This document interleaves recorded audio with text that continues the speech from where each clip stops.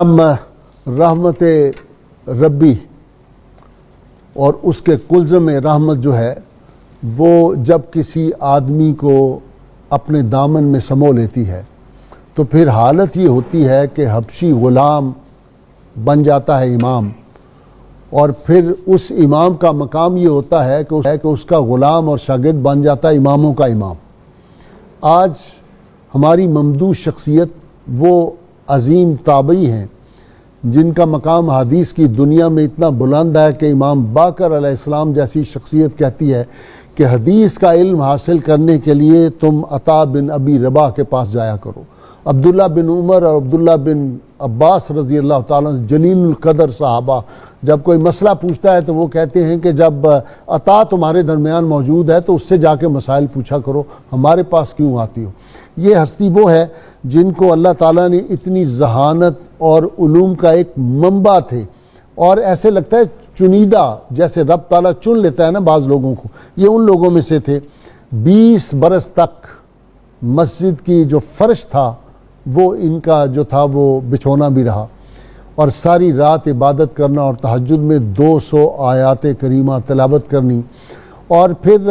جو ان کا کمال کے ایک انکساری کا معاملہ ہے کہ جب کوئی ان سے ملنے آتا، یہ علم کے کوہ صفا تھے۔ میں جب آپ کو ان کے شاگردوں کے نام بتاؤں گا تو آپ کو اندازہ ہوگا یہ کتنے بڑے امام تھے۔ امام ذہبی ان کے شاگردوں میں ہیں، امام زہری ہیں، امام مجاہد ہیں، امام اعمش ہیں، اور اماموں کے امام اعظم و حنیفہ رحمۃ اللہ علیہ جو ہیں وہ ان کے شاگردوں میں ہیں جنہوں نے ان سے اکتساب فیض حاصل کیا ہے۔ اور امام اعظم فرماتے ہیں کہ میں نے عطا سے بڑا اس دور میں کوئی آدمی نہیں دیکھا، یہ ان کا مقام تھا۔ امام شافعی ہوں، امام اعظم ابو حنیفہ ہوں، امام اوزاعی ہوں، سب ان کی تعریف میں رطب اللسان ہیں۔ کیوں نہ ہوتے؟ انہوں نے علوم کن سے حاصل کیے تھے؟ جن صحابہ سے عبداللہ بن عباس، عبداللہ بن عمر، حضرت عبداللہ بن عمر بن عاص، عبداللہ بن زبیر، اسامہ بن زید، جابر بن عبداللہ، زید بن ارقم، حضرت ابو الدرداء، حضرت ابو سعید خدری، حضرت ابو ذر غفاری، اور حضرت ابو ہریرہ، ام المومنین سیدہ عائشہ صدیقہ طیبہ طاہرہ امت کی ماں جو ہیں ان سے حاصل کیا۔ اور ان کی جو 70 حج انہوں نے فرمائے تھے،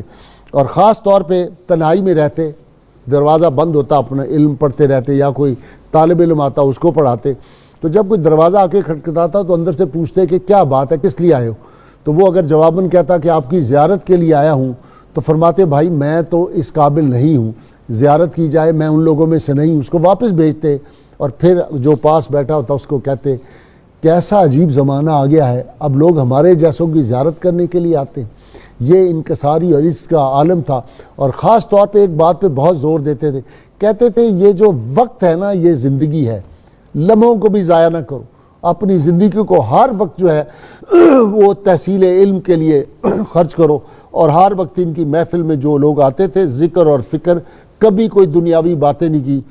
بادشاہوں کے درباروں کی طرف کبھی رجوع نہیں کیا، کبھی نہیں گئے۔ ایک آدھ مرتبہ گئے بھی تو مخلوق کی خدمت کی خاطر، کسی کے مخلوق کے کوئی جو مسئلے تھے ان کے لیے گئے، لیکن دربار شاہی میں احترام یہ تھا کہ جو ہی گئے تو بادشاہ وقت جس کی سلطنت تھی بڑی تھی اس نے اپنے برابر جگہ دی۔ جب نکلنے لگے تو اس نے ایک تھیلی پیش کی، اس کے وزیر نے کہا کہ یہ قبول فرما لیں، یہ ہدیہ ہے جس میں درم و دینار تھے۔